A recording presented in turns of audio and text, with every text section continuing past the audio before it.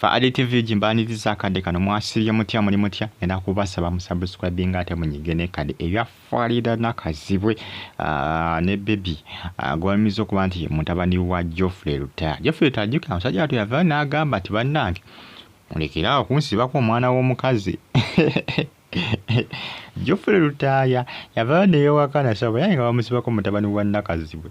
Bagamba mutabani wa Nakazibwe nga bagamba Nakazibwe oyo mwana si wo owa Nakazibwe. Mukulu Geoffrey Rutaya yavudde n'abyewakana ng'agamba nti baneemulekerawo kunsibako omwana w'omukazi. Omwana si wange. Abayaaye jjuka nabagamba nti wano mu Uganda bw'oteeka ebifaananyi by'omwana wo ku social media suubira ebintu bingi bajja kumuwa bataata nga bameka.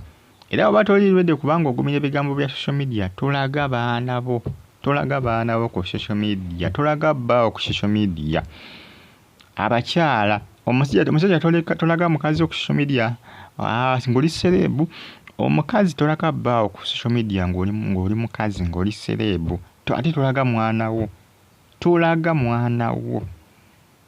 Nakibagamba.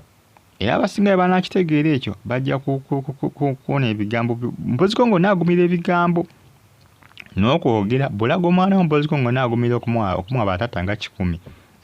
Awo kikole nawe naalo togenda kigumira kyesonyiwa kyova Juliana agamba tajja tteeka mwana we ku mitimbagano ne Lwepi yagaanye omuteekako. Lwepi baba yabasomeddewo yagaanye omuteekako.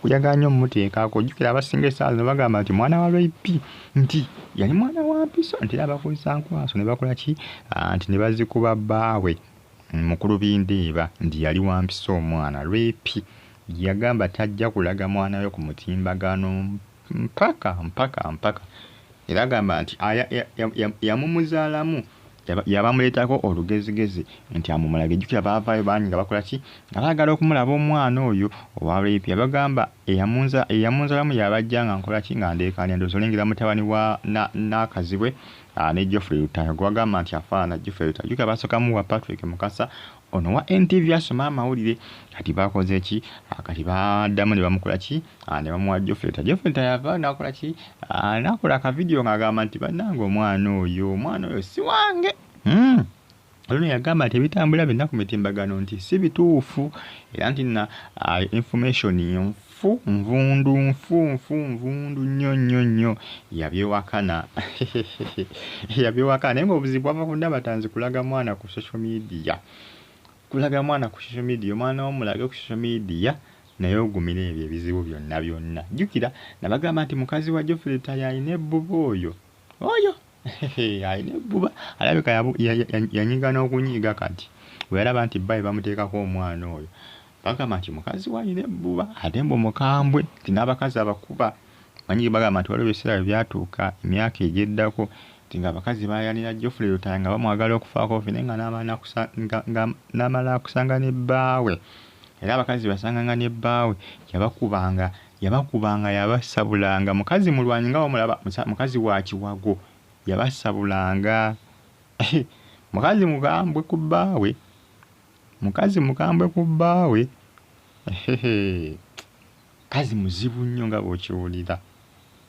Bakusanga ku bbaawe nga muba mujja kutoba muba mujja kuttunka. Osanya gwe n'ensi eno. Ate kifa ne Geoffrey Rutaya bagamba nti amutya n'omutya mukazi we.